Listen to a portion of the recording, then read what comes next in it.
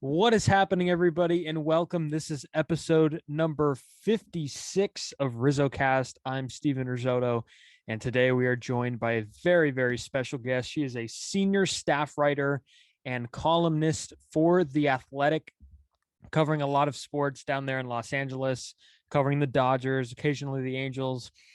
She's really good. It's Molly Knight. Molly is joining the show. Molly, how you doing? Good. Thanks for having me.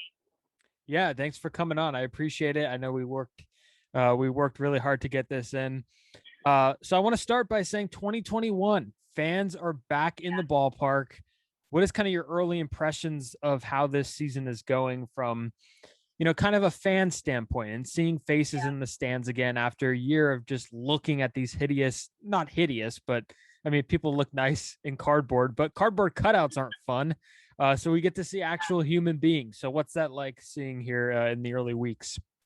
I mean, it's so much better. I last year was tricky. I was fortunate enough as a member of the media to be able to go to some games, unlike fans.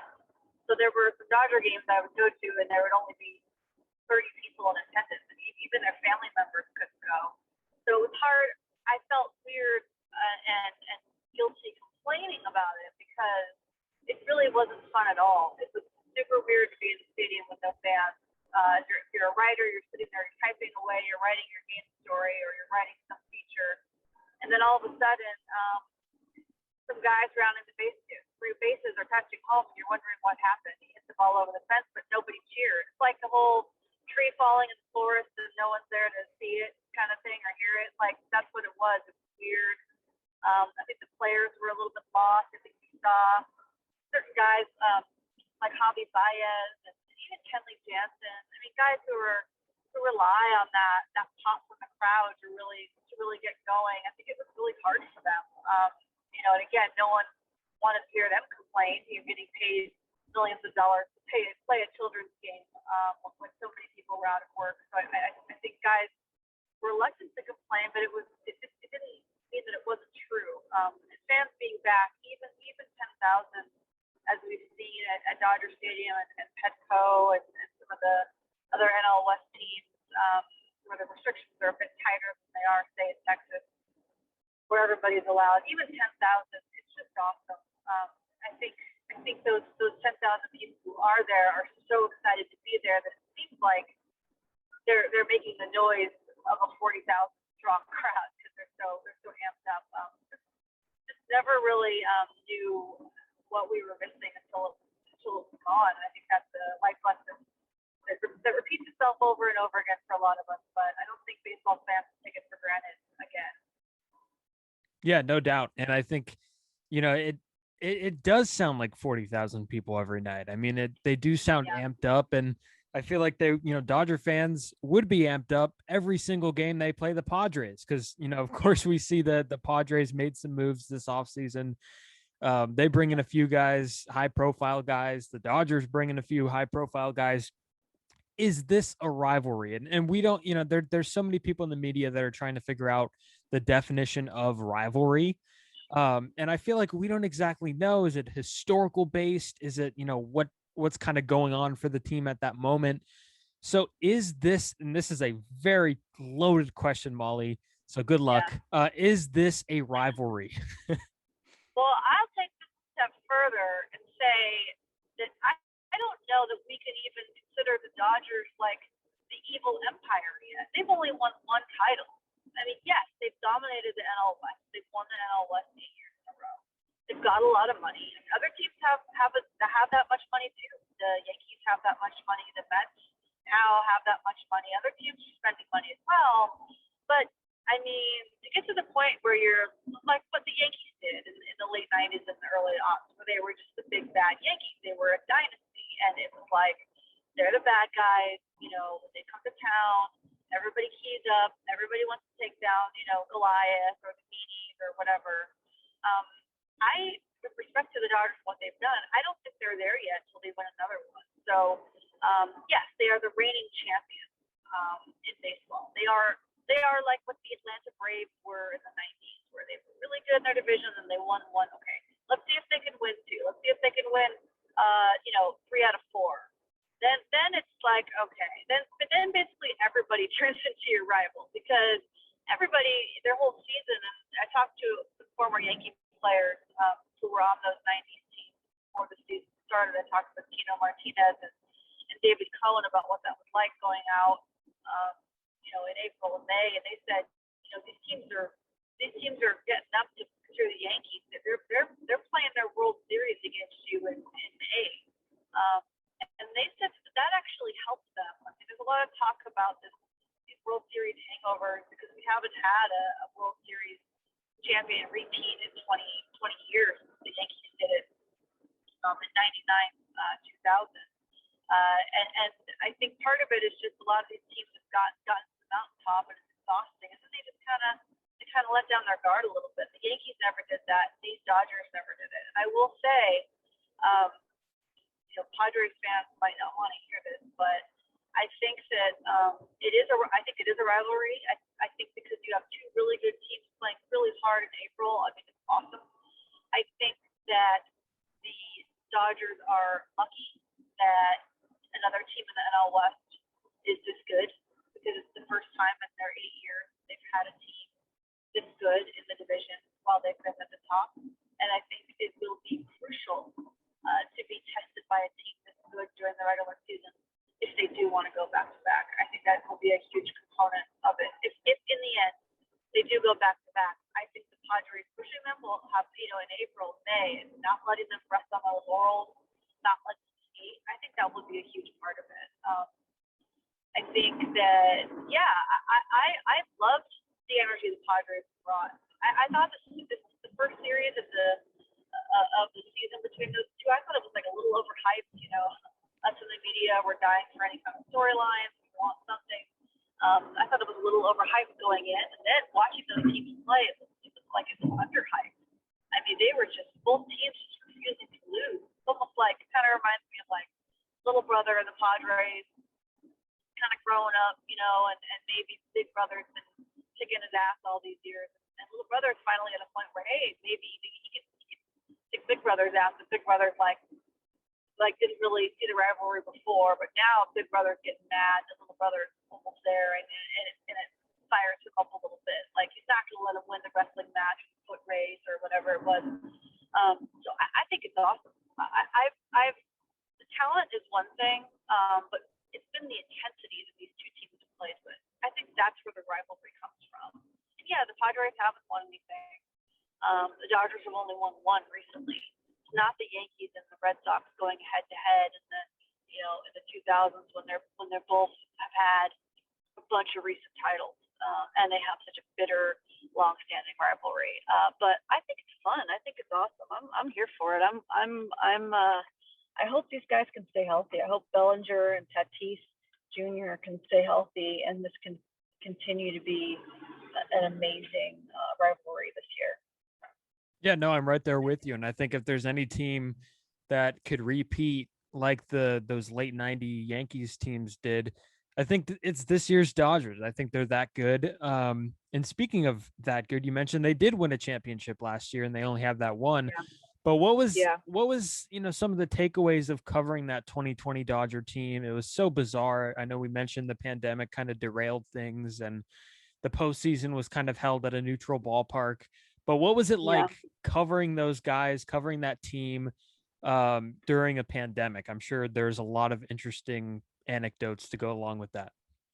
I mean, I think something that's been undercovered is just how weird and isolating it was, especially for the younger guys.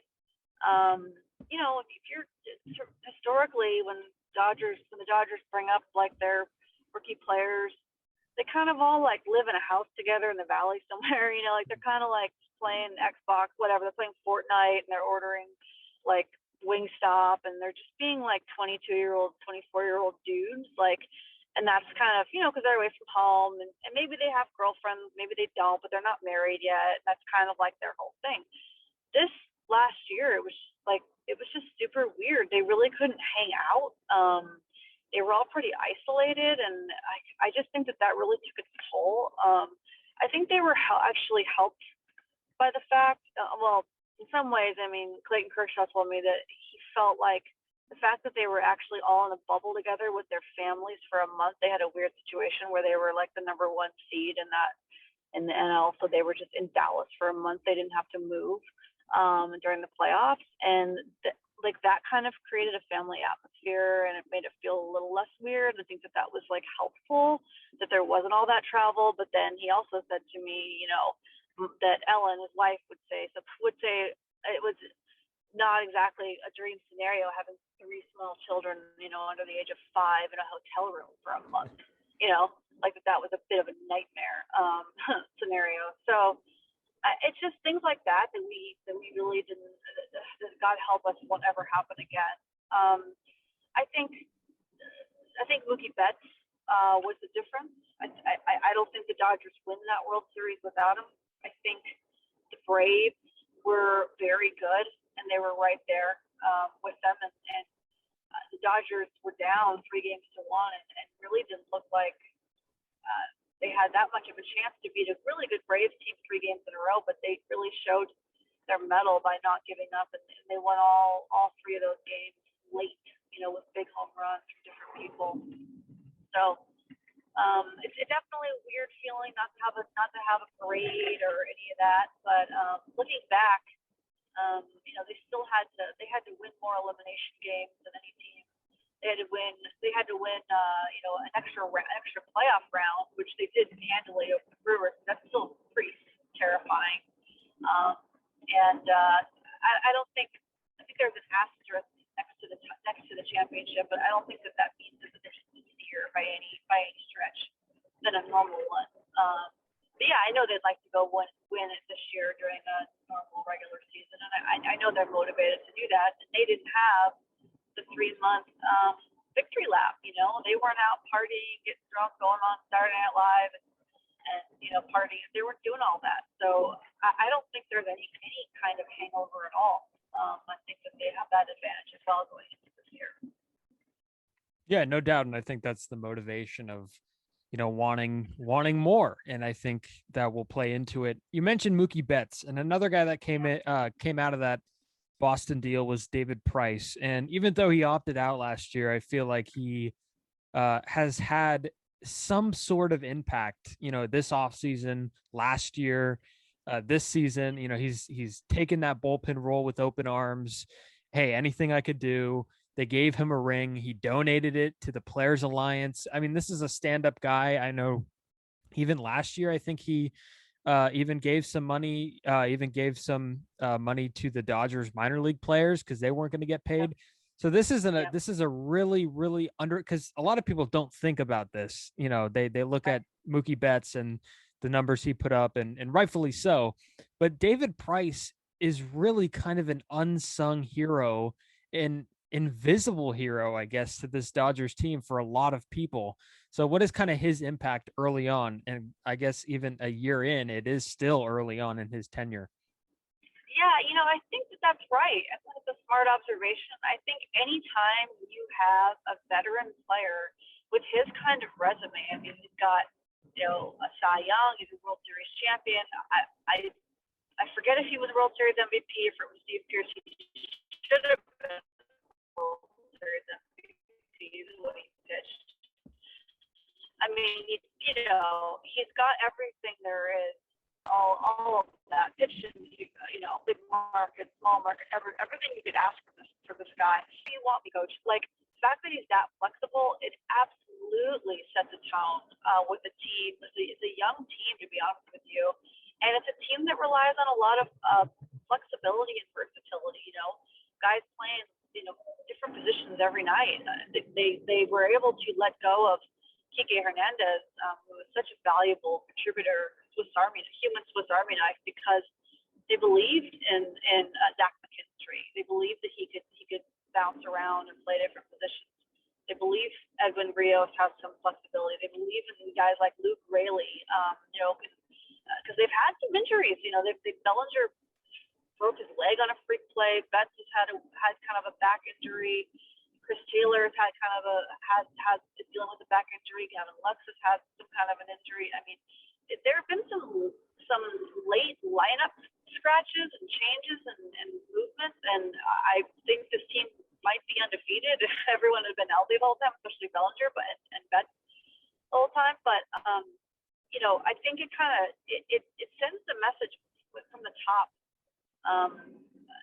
When a guy like David Price is willing to pitch out of the bullpen, it sends a message of like, you know what, just do whatever you can to help the team win. As easy as that sounds. If he's willing to do it, then some 22-year-old guy is less likely to be like, well, I don't know, I'm more comfortable at second, or my market is really second base. I shouldn't also be having to play in left field and right field and blah blah blah. Like, you'd be surprised. Some guys come up with that kind of attitude, and whenever their agent's telling them about their value at certain spots. So I think they preach that these guys, if they are the opposite of conventional wisdom, which is like get good at a position or become a starter or whatever. I think they preach that if you show your versatility, you'll get paid more. I mean, look at Kike Hernandez. And with Price, I think there will be. I think he will make some starts. I think somebody's going to get hurt at some point. I mean, Gonsolin, unfortunately, has been hurt dealing with something, and so right now Price would be the sixth man, the next guy up. So he'll get some starts in there, but yeah, I think you're absolutely right. It's something you actually give me something to think about. Yeah, he's leading by example, which is a lot better than all talk and no action. Yeah, it's super important, I think, for a veteran guy like that to know where he is in his career and to know his role. So I think, hats off to David Price in that regard. And from one decorated southpaw to another, Clayton Kershaw was the story for me last postseason. Finally getting his ring. I mean, I'm in San Francisco, so we here heard it all the time. Bumgarner versus Kershaw. It's always going to be Bumgarner, but Kershaw, he might not have the postseason success overall that Bumgarner has had, but he's got a ring, and I think that means something to him. And I don't think the Bumgarner comparison means anything to him, to be completely honest. But this is huge for Clayton Kershaw, and just a stand-up guy. And I know you've covered him for a while. What do you think it was like for him to get a ring? His family was there. You touched on that a little bit. I mean, but it was just awesome to see Clayton Kershaw finally get that ring. It was kind of the last thing on the checklist, to be honest. Yeah, and I think, for those of us who've known him, been around him since he came up when he was, 1920 in big league camp, you don't really, I mean, when you're around the sport, you're covering the athletes, there are very, very few who you develop like a personal affinity toward, like someone who you would say, like somebody had the line, I forget, Dan Heron, who said something like, I would let Clayton date my wife, like there's very few, I mean, Dan's a character, but there was very, very few people who like I would trust Clayton Kershaw with personal information about me, or I would let him like babysit my kid, or I would, whatever. Like there's only a handful of guys like that. You would like say, I'd invite this person to a barbecue. I'd actually want to know this person off the field. And that's the way I feel about Clayton. I just feel that he's a good person. I feel like he treats people with respect, and he just works so hard. And any of us, for him, it was just this tragedy. So many of us can relate to. I think when we try and we want something so bad, and for whatever reason, it eludes our grasp. And anybody who's ever had that happen to them knows how devastating it is and how hard. I just I just think anybody can relate to it. Whatever it is, that job you almost got, that I don't know, that girl that got away, or the stupid mistake you made. I don't know, whatever. Everyone has something like that in their past, right? For me, it might have been that I wanted to be a doctor, but I have a degree in biology from Stanford, but my brain just could not grasp organic chemistry, and I would just sit there and like bang my head against the blackboard, like not really, but figuratively. And I just felt like I want this so bad, but I can't do it, and it was devastating for a while. I ultimately realized that I had other passions that I could have just as much just as good of a life in a different field, but we all have those moments, right, where we feel like we fall on our face. Nobody's perfect. No one's perfect at everything. But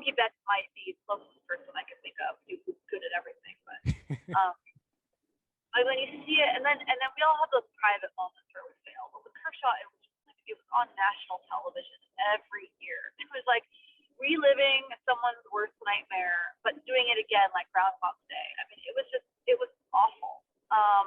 And part of it was, him just not executing. And part of it was the Dodgers. They put too much on him a lot of those early years. They didn't have 4 starters. He's pitching on short rest. Bumgarner never got to do until that Game 7 of the World Series when he relieved. It was brilliant. And, and just different things they were asking him to do that just were not normal, that nobody else was asking to do. And he would not, and I talked about this, he would not want anyone to make it easy for him. I mean, he believes that every time he took the ball, he felt like he wanted to give the team a chance to win. He felt good enough. He was never going to bitch about how his body was going to fall apart. He just always wanted the ball.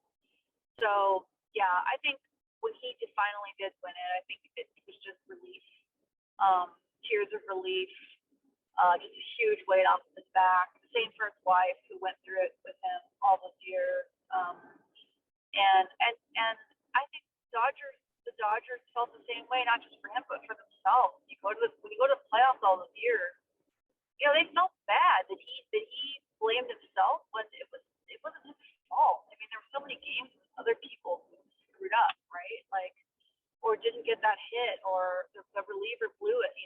Jansen blew Game 2 of the World Series in 17, or the Astros cheating in 17.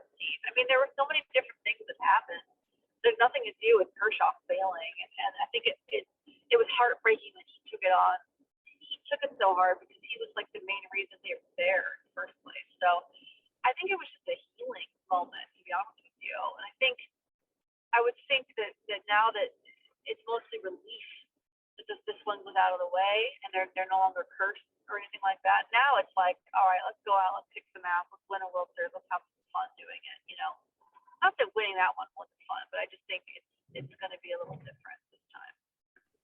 Yeah, no doubt. It was cool to see him celebrating the way he was and the smile on his face. So I hate to make this segue, but from Clayton Kershaw to Trevor Bauer, you've been pretty critical. I know one of your articles was headlined, "Is Bauer really worth the headache?" So I present you this question. I'm sure you've asked yourself many times, why did they make this move? Why did they make this move?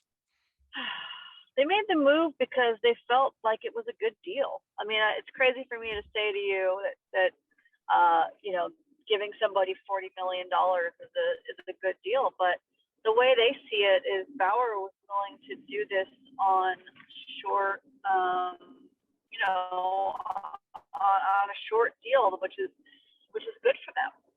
They didn't want to have to give him a $300 million contract. They felt like, all right, well, if he's not good, we're only on the hook for 2 years of this.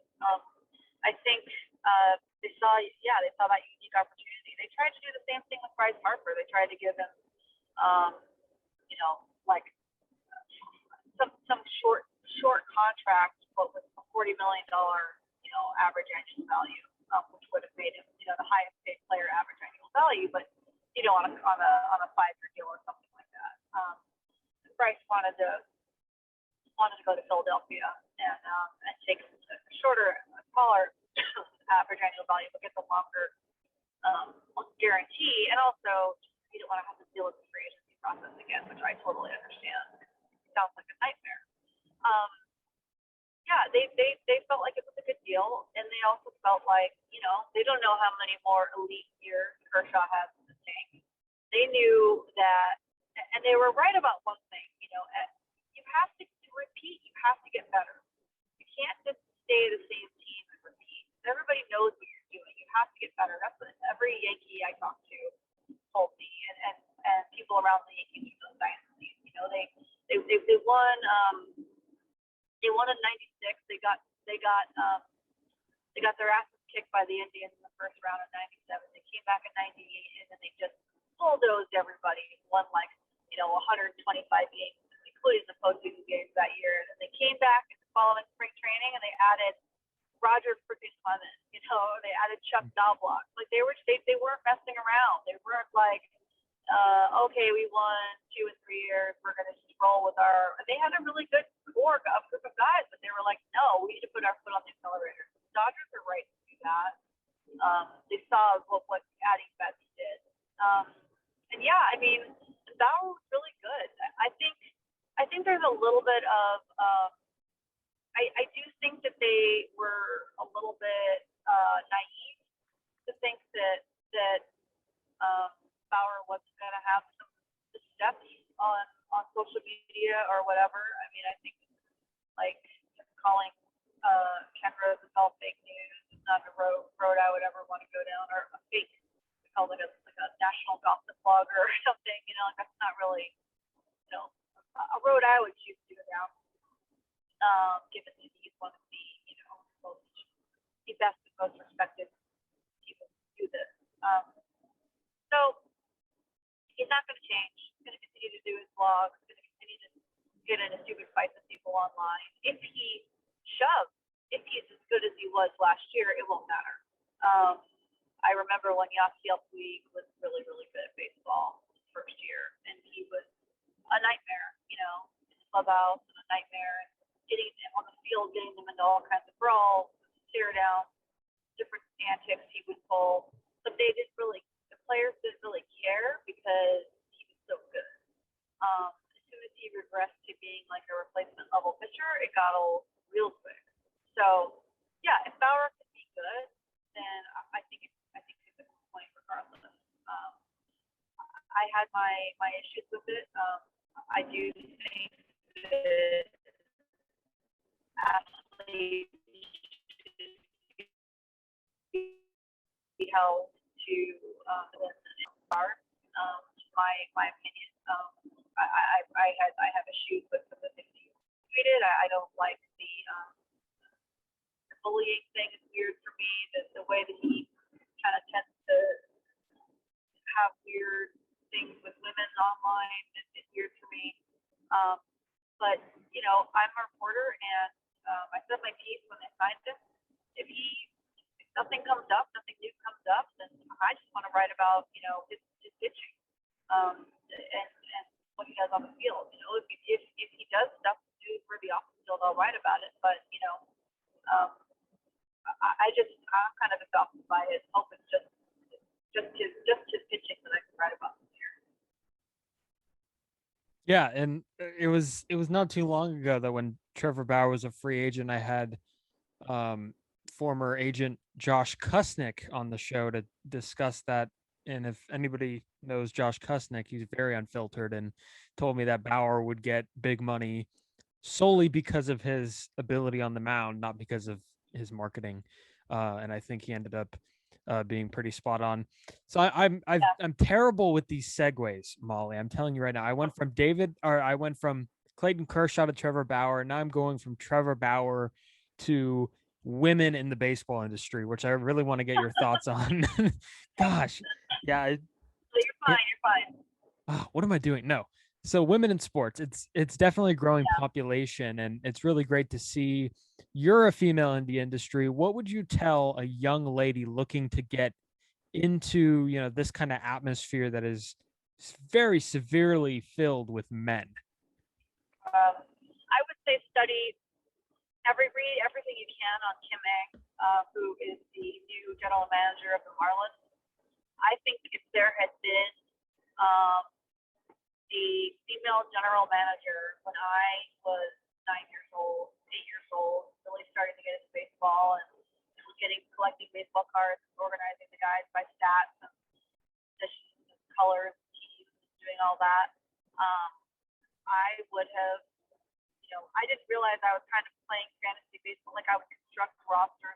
I didn't realize what I was doing, that there was actually a job, a grown-up job for what I was doing. I never knew. It never dawned on me that I could do that. And I think, you know, representation is just so important. You know, it was shocking to me also that she's the first. Not only is she the first female general manager, but she's the first Asian American general manager. That was also shocking to me. We just have to have people in this role because we want to have the best candidate. Like if you're a fan of, I don't know, like a team that's doing terribly right now, the New York Yankees. say you're a fan of the New York Yankees, and you think Brian Cashman is terrible. I think Cashman is great, by the way. But you know, let's say you want the best possible GM to run your team. I mean, like, you want to be able to pull the entire population of people, right? You want the smartest, most qualified, best person in there. You don't want to just be pulling from, you know, only straight white guys. That's only a small segment of the population. It's just science, numbers, right? Like you want to be able, you want the biggest pool possible to pull from. And yeah, I get it that, you know, maybe men gravitate more towards sports just because they like it. It doesn't mean it's ever going to be 50-50, just because people like what they like. You can't force, you know, someone to like something they don't like. But you can't, I mean, like before Kim Ang, it was like, there's no possible way you could convince me that of the, you know, 120 or so general manager jobs in the 4 major men's professional team sports in North America, that there wasn't one woman who was more qualified than the other 120 men. Like, not one. But that's crazy. Crazy. So it might never be 50-50, but, you know, it's not 1 and 1. It shouldn't be 1 and 119 either. I mean, we should have a representation in there. So yeah, so I would just say study her career, and I would say, you know, don't limit yourself. I mean, there are different jobs within the industry. Of course, you know, you can see women on TV, you see the sideline reporters. You're starting to see some more coaches, which is cool, like Becky Hammond with the Spurs, Alyssa Nakin with the Giants. Different. I'm gonna just butcher her name, but different coaches with the 49ers, and they're all over the place. That's great. You could be an on-field person. You could be a media person. You could be a writer or on-air talent. You could be an athletic trainer. You could work in the front office. You could be a lawyer for the team.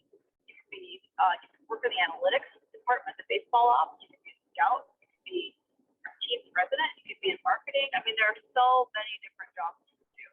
It doesn't just have to be I'm a cheerleader or I work in PR or whatever the traditional female jobs would be for. Just don't limit yourself. Look at your interests and say, like, say you want to be a lawyer. Like, okay, yeah, I really want to be a lawyer. I like these classes. Like, it'd be fun to be a lawyer for the Dodgers. It'd be fun to be a lawyer for the Yankees or for the you know, the Cardinals or the Toronto Raptors. Like, think that way. You know, men think that way. Don't limit yourself. Yep, Kim Ang is someone who has been overqualified for years, and she definitely will not be the last. And that is a great thing. Did you know Kim Ang from her time in LA? Because I know she did spend. Oh, so what were some of the interactions you've had with her? I will say too with Kim Ang, and unfortunately, it is advice I would give to any woman because it can just be crushing. You know, starting to notice, you know, whether it's like blatant, like sexual harassment or discrimination, or just being kind of like frozen out by your male colleagues, or someone making a comment, or, you know, because I've experienced it way more from male colleagues than from athletes. People just, you know, assuming I got a scoop because I was flirting with a player, you know, or something like that. Just it sparks from like competitiveness or jealousy or whatever, or just boys club cliques, you know, feeling like I don't fit in. Because I spend more time around other male writers than I do around the athletes themselves, especially during COVID. I mean, unfortunately, you have to develop a really thick skin. You have to kind of it sucks, right? But you have to kind of like try to remain calm. I've only cried at work once, but nobody saw me. I like what made it to my car. But you know, and Kim was always like the coolest person in every room. She was cool as a cucumber. She never got too high or too low. I'm sure on the inside there were times she wanted to absolutely scream. And some people who were like, you know, way less qualified to run stuff were being promoted around her. She was just I mean, she never got the hire too low, and she didn't get involved in gossip. She didn't get involved in theatrics. And she was working in, like, okay, she worked under George Steinbrenner, and then she came to LA and was there under Frank Support and all that craziness. I mean, she saw some shit, you know. She saw some real, like, legitimate, like, tabloid level, like, stuff that would make People Magazine tabloid level shit. And she never got involved in any of it. She never gossiped about any of it. She's just like a model employee. Like, I would hire her to run anything. And, like, Derek Jeter is a smart person. He did not hire her out of, like, some sort of, you know, affirmative action or sadness that women don't have, like, you know, a chance. He hired her because she's the best candidate. Because that's who I would hire. She's so smart and she's so calm, and that's like what I would need. You know, she was. I can't. Anybody ask me about Kim, and I'll just go on and on because I can't speak highly enough of her. I mean, women get so much shit for being overly emotional. She was like the calmest, coolest person in that room, while the men around her were absolutely throwing fits, getting into these like Game of Thrones type crazy like backstabbing contests, getting emotional, throwing stuff, like literally throwing things like objects. And she was just like I mean, she was the one. She was like Captain Sully Sullenberger, man. She's who you want to fly the plane at all times. So I wish I could be like him. I'm way more emotional, hard on my sleeve kind of gal, but yeah, if you could just channel your Kimming, she's such a badass. Like, to do that, you know, I can't say enough about her as a person, as a baseball mind. And she still manages to have a personal life too. She's like has a really great relationship with her husband, and I don't know. She's an inspiration to me. She's a god. Yeah, that's great. And she's probably someone that also came up, you know, setting lineups with her baseball cards. Yeah. So that's definitely pretty awesome. Real quick before we sign off here, I want to mention your book, and I read it. I think I've read it twice now. The Best Team Money Can Buy, the Los Angeles Dodgers' wild struggle to build a baseball powerhouse. Being a published author and having this idea to cover the Dodger teams 2012, 2013, 14, what kind of gave you the idea to publish, and I guess what kind of gave you the idea to write something like this? Well, I grew up a fan, and then I got to start to cover the team kind of for ESPN. I was living in New York at the time, but I would always go see them in spring training. I was looking for ESPN the magazine. And then when the Dodgers divorced, when the report owners owned the team, it was this unique time. It was 2011, and it was this unique time when ESPN was kind of starting to launch LA, an LA outpost. They started doing Sports Center out there. They started doing ESPN News out there. They launched some of the shows, some of those popular shows that you see, like The Jump, Rachel Nichols. They all run from out there, and nightly, late night Sports Center. So they were trying to kind of establish a little bit of a presence in LA, and I said I would go out there and start reporting on the sports, which at first everyone thought they would settle and it would kind of be a non-story, and then it went nuclear, and to the point where MLB basically forced the sale of the team, which just doesn't really happen. I mean, they're kind of like a country club of rich people, right? Like they own they're owners, but they're part of a club. But they all kind of like watch out for each other, which is why the Wilpons were allowed to own the Mets like for a decade after the Bernie Madoff scandal ruined them financially. I mean, they just sort of like, you know, they had friends, they were liked, and they were protected, and it was just like, okay, well, I guess we're just gonna let you keep the Mets, even though you guys have no money or no willingness to spend, which hurts all of our bottom line, I guess, or maybe some of the owners didn't want the Mets to have a new owner to go out and spend billions of dollars. I don't know, but so then when the Dodgers went into bankruptcy, I was sort of, you know, I was going from the courthouse to the clubhouse every day, and players started asking me, what's going on? Like, am I going to get paid? And like, that's when you get the players' attention. Like, otherwise, I don't really care. As long as the check's clear. once you start to threaten their livelihood, then their ears perk up. And it was like for the first time, I sort of normally a player-reporter relationship is a one-way thing. Like I'm just standing there hoping for crumbs from them. It was like for the first time I had information that they wanted. So it was like, yeah, my agent doesn't know what's going on. Here's my number, text me when you find out. Like, and we kind of developed relationships in the trenches that way. And then, you know, after they came out of it, got bought by Guggenheim Group involved in Magic Johnson. I think that there was real optimism that they were going to go from being laughing stock, bankrupt last place to winning a World Series in 1 year. And there was actually a couple of players in spring training that said, you know, you should write a book about it. I think Moneyball had just come out. Maybe one of them thought Brad Pitt would play them in the movie. I don't know. They said, you should write a book about us. And I thought, I've never written anything longer than like 6,000 words. My book was 108,000 words. So there's no way. Then I went around and asked some players how they felt.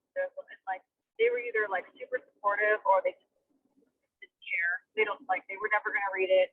They didn't care. They didn't understand the difference between a book and an article or whatever. They don't really think about the media. They kind of think of us all the same. So like whatever. So yeah. So then I was writing a book was great because I was able to sort of like go around and get all this stuff. And then I knew I wasn't going to publish it for a year or two. So you know, it was nice to be able to. It's nerve-wracking thinking someone was going to find out, right? Like some scoop. But it was cool because like guys would tell me stuff and they trust me, you know that it wasn't. They're more likely to tell you something they know is not going to be published the next day. It's not going to come out for a couple of years. Like who cares, right? The player they're bitching about might not even be on the team anymore or whatever. So yeah, that's kind of how it came to happen. But you know, I never thought I was going to finish the book. Like I wrote 500 words a day every day. My goal was just to finish it. So then, like I truly, that was like my victory. And then when people bought it, I was like, holy shit! Like it was sort of surprising to me because my goal was to actually finishing the book was what I was like most worried about doing. Sales was like, you know, way later off my radar, which was nice. Actually, I'll never have that again. Next time I'll just be obsessing about sales. That's how it all came to be. One of my favorite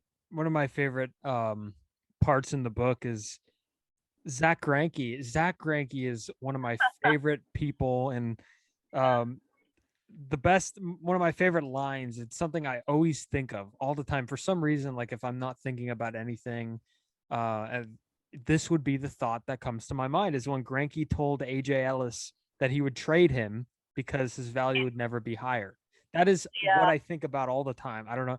What are some of your favorite Zach Greinke stories? Oh man. I mean, there are just so many. I mean, one time he walked up to me. I don't know if he still does, but at one point he had a burner Twitter account. So he was following people, and I don't even know if he was following me on the burner Twitter account, but he was looking around on Twitter. At one point he walked up to me and goes, "Yeah, I thought what you tweeted the other day was smart." And I said, and by the way, Zach doesn't like walk up to people and talk to them really, like it's kind of unusual. So I turned to him. I said, what did I say? You know, what tweet? He said, well, if I told you that, then you would know what I thought was smart. So that was like a funny moment. I remember like the beginning of the year, I told him I was writing a book, and at some point I was going to want to sit down with him. And he kind of like looked at me, okay, you know, and then he went out like that day.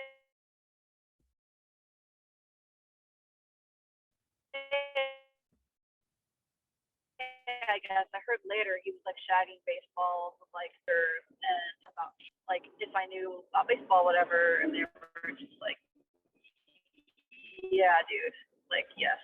And then they told me later, and he was just kind of like doing his due diligence or whatever. And then I was still like all year like wondering when he was gonna like let me interview him. And then one day, completely out of nowhere, like in September, he just walks up to me. He goes, "Okay, I'm ready now." It had been like, you know, 6 months of standing around, and then it's like, oh shit, you know. And then we just like sat down and did the interview. And the interview itself, it wasn't even really that super revealing. I mean, it was revealing in that he actually like he doesn't talk to anybody. He talks to me and he talks to John Heyman for some reason. He likes John Heyman. And like that's it. He doesn't really talk to reporters one-on-one. And we just sat and talked about different stuff. And yeah, I don't know. I don't really even remember much about that interview. I mean, I put it all in the book, but yeah, it was just funny how he grabbed me that day. It's like, oh, we're doing this. Yeah, he'll say things to guys all the time, like his friends. Like he hurts people's feelings, like 'cause he's so honest. Baseball players, they have feelings too, you know. There have been like a couple of times where I've been like, where someone's been in a bad mood because something back said to them, they've had their feelings hurt. And I've been like either you need to stop being friends with him or you need to accept how he is because he doesn't mean it. He doesn't mean to hurt your feelings.